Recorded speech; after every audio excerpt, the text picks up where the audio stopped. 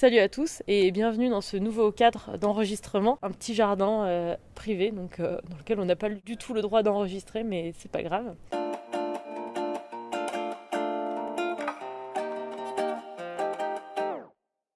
Aujourd'hui, on va parler de la question des accessoires pour faire du podcast. Pour rappel, dans la dernière vidéo sur le matériel, je vous parlais des micros et des enregistreurs, de toutes ces petites choses qui sont soit indispensables, soit facultatives, mais qui amélioreront votre pratique du podcast. En 2 mots, je suis Samia Miskina, je fais des podcasts depuis 2 ans et j'ai lancé cette chaîne YouTube pour aider les débutants à se lancer et pour aider les autres à s'améliorer tout simplement, sachant que moi-même, je suis toujours en train d'apprendre, donc je ne suis pas forcément une experte en tout, mais en tout cas je fais pas mal de recherches aussi pour vous apporter plein d'informations, je l'espère, dans mes vidéos. Attends, on va dire juste la fin de l'intro, je vais juste dire c'est parti pour les accessoires.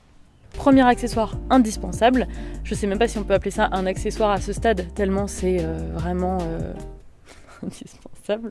Il vous faudra un câble pour relier votre micro à votre enregistreur ou à votre ordinateur. Voilà.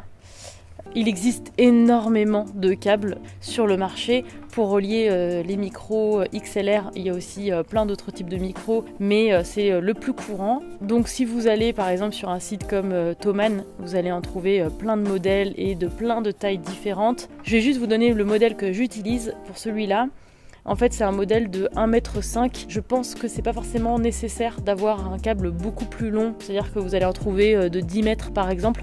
C'est super par exemple pour du chant, pour de la scène, enfin pour des instruments d'ailleurs. Mais ce sera pas forcément utile pour vous dans votre pratique du podcast si vous posez votre enregistreur et vos micros sur une table. Donc pas besoin d'aller dans les câbles extrêmement longs. Donc moi j'ai retenu par exemple le Snake SK233 1,5 XLR patch. Mais vous verrez, il y en a vraiment plein d'autres. Et d'ailleurs, je vous mettrai ce modèle, mais aussi plein d'autres dans la description de la vidéo. Autre accessoire absolument indispensable, c'est une bonnette. En fait, sur votre micro, que ce soit un micro intégré d'un enregistreur ou un micro externe, il vous faudra absolument une bonnette. Ça permet de réduire les bruits parasites. Vous avez par exemple ce modèle-ci, qui est une bonnette anti-vent en fourrure de la marque Ricot, très répandue dans le podcast. Donc vous verrez que Ricot propose des fourrures de ce type pour différents types de micros, et notamment pour les micros Zoom ou pour les micros Tascam, sur les enregistreurs. Ricot propose même un pack d'ailleurs que j'ai acheté moi-même et que j'utilise toujours avec mon enregistreur, donc un pack avec poignée, avec suspension et avec la fourrure. Vous avez aussi un autre type de bonnette, c'est tout simplement les bonnettes en mousse classiques que vous voyez, qui sont d'ailleurs pas très chères. J'ai sélectionné 2 modèles. Si vous avez par exemple un micro Shure, vous pouvez utiliser le Shure A58WS-BK. Vous pouvez aussi acheter, si vous avez un setup d'interview, de conversation avec plusieurs micros, vous pouvez acheter un pack avec plusieurs bonnettes, de plusieurs couleurs aussi. Ça vous permet de vous repérer plus facilement pendant l'enregistrement. Et donc j'ai notamment vu sur Thomann le T-Bone Windscreen Set. Donc là vous avez un pack de 5 bonnettes colorées, donc assez pratique si vous avez beaucoup de micros. Autre accessoire qui sera aussi indispensable, c'est une carte SD. Vous ne pourrez pas enregistrer sans carte mémoire. Il y en a pareil, il y en a énormément de plein de capacités de stockage différentes. C'est pas forcément la peine d'aller dans les 128 Go qui sont plus utiles pour la vidéo, qui nécessitent beaucoup de mémoire. Attends, je réfléchis. Donc souvent vous allez voir qu'en fait c'est des cartes micro SD vendues avec un adaptateur. Personnellement mon Zoom utilise un format SD classique et non pas micro, donc l'adaptateur est indispensable, mais parfois sur ordinateur vous allez avoir un port micro SD, donc en gros ça vous permet d'avoir cette flexibilité avec un adaptateur. Moi j'ai une carte SD de 32 Go, ça suffit largement. De toute façon vous ne devriez pas garder des fichiers pendant plusieurs années sur une carte SD, puisque il faut absolument sauvegarder ces fichiers, les dupliquer sur d'autres supports. Celle que j'utilise, qui est la carte SD Samsung, donc encore une fois micro avec un adaptateur de 32 Go, mais il y a aussi le SanDisk Ultra Plus micro SDHL. Autre accessoire qui vous sera sûrement aussi indispensable, donc souvent dans le podcast ce qu'on utilise, c'est un pied qui se pose directement sur une table ou un bureau, et vous avez plusieurs types de pieds de micro, vraiment du moins cher en plastique mais donc pas forcément très stable, donc pas terrible parce que le moindre mouvement en fait s'entendra et ça va gâcher votre enregistrement, au plus stable, extrêmement professionnel.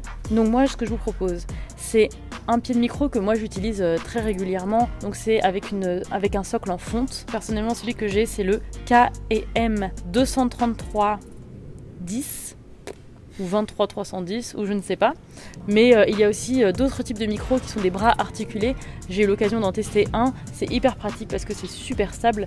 Par contre forcément si vous voulez le transporter ça va être beaucoup plus lourd, c'est assez encombrant quoi, c'est pas très pratique. J'en ai vu un notamment qui a de très bonnes critiques sur le site Thomann, c'est le Blue Compass, c'est que ça se visse directement sur le bureau, ça ne bougera pas, c'est hyper pratique, le bras articulé permet de placer le micro exactement comme on veut, donc c'est top. Attention, quand vous achetez un pied de micro, parfois la pince n'est pas fournie avec, donc il vous faudra peut-être acheter des pinces supplémentaires. Faites très attention aux compatibilités avec votre micro, donc vérifiez bien. Le site Thomann, encore une fois, c'est pas sponsorisé, mais c'est vraiment mon site de référence. Merde. Ah, c'est Lorraine. Bah attends, non. J'attends que ça finisse. Alors il y a plein de marques qui proposent, notamment pour leurs micros. Après il y a d'autres marques qui proposent des pinces de micro universelles. Et je vous conseille d'ailleurs d'acheter une pince de la marque de votre micro, comme ça pas de surprise. Donc vous avez par exemple le Shure A25D ou alors le Sennheiser MZQ 800. Et encore une fois, je vous mettrai les liens dans la description. Bon, là on va être sur un type d'accessoire qui est moins indispensable, mais qui peut vraiment améliorer votre qualité sonore. Vous pouvez acheter un filtre anti-pop. Le filtre anti-pop va vous permettre de réduire les bruits parasites, notamment les P, etc. Tout ce qui en fait va entraîner des mouvements d'air qui risquent de s'entendre à l'enregistrement. L'idéal c'est de faire en sorte d'avoir la meilleure prise de son et donc de passer le moins de temps possible à corriger toutes ces petites choses au montage. Donc les filtres anti-pop sont en général en toile et en fait ils se mettent directement sur le micro. Donc vous avez par exemple le KM 23956 Pop Killer, donc que moi j'utilise personnellement. Attention par contre c'est très fragile, c'est-à-dire que ça se déchire assez facilement. Moi je l'ai transporté sans protection particulière et bon après c'est pas très cher, mais si ça peut vous éviter d'en racheter parce que vous l'avez déchiré, c'est bien. Vous avez aussi des filtres de la marque Ricotte, donc notamment le Ricotte InVision Studio Kit USM qui d'ailleurs propose aussi une suspension. Ça va être l'objet de ma prochaine partie, les suspensions pour micro. Les suspensions pour micro en fait vont vous permettre encore une fois de réduire des bruits parasites, notamment des bruits de manipulation ou par exemple si quelqu'un tape sur la table ou en gros va faire un mouvement qui risque de faire bouger le micro et donc de s'entendre à l'enregistrement. Moi j'en avais testé un qui était tout simplement le Shure qui était tout simplement le Shure A55M. Donc c'est une sorte d'anneau qui va se mettre autour du micro. Moi je trouve ça quand même pas très pratique à enlever une fois que c'est mis. En fait ça tient vraiment bien le micro. Par contre ça fait carrément le job. Donc vous allez avoir un minimum de bruit parasite induit par des mouvements, notamment des chocs. Vous avez le Ricotte USM Universal Studio Mount qui va être quelque chose d'un peu plus large, un peu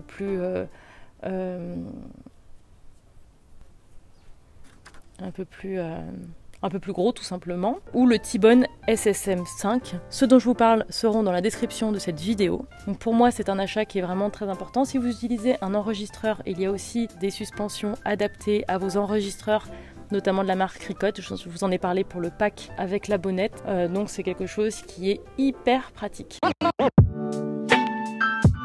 Dernier accessoire dont je voulais vous parler, c'est le préampli. C'est quelque chose qui va venir se caler entre votre enregistreur et votre câble. Donc c'est très pratique pour un micro externe parce que les enregistreurs ont parfois des préamplis assez faibles. Ça va vous permettre de réduire le souffle en fait au moment de l'enregistrement en augmentant le gain du micro. C'est-à-dire que vous n'aurez pas besoin de pousser autant le volume sur la molette et ça vous permettra d'avoir un son donc plus fort en réduisant au maximum le souffle.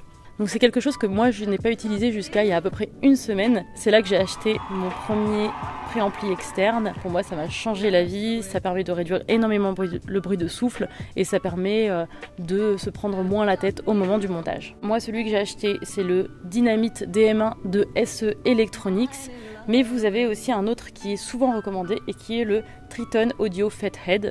Voilà, il y en a d'autres, donc n'hésitez pas à regarder, à parcourir le site notamment de Thomann ou d'autres sites, hein. Vous avez le droit d'aller sur d'autres sites C'est vrai que je fais vraiment la pub pour Thomann. Il y a un accessoire dont j'ai pas parlé mais qui est aussi indispensable, c'est évidemment un casque audio. Je voulais en fait y consacrer une vidéo en particulier parce que je me suis dit que j'allais pas juste vous proposer 2 modèles comme ça.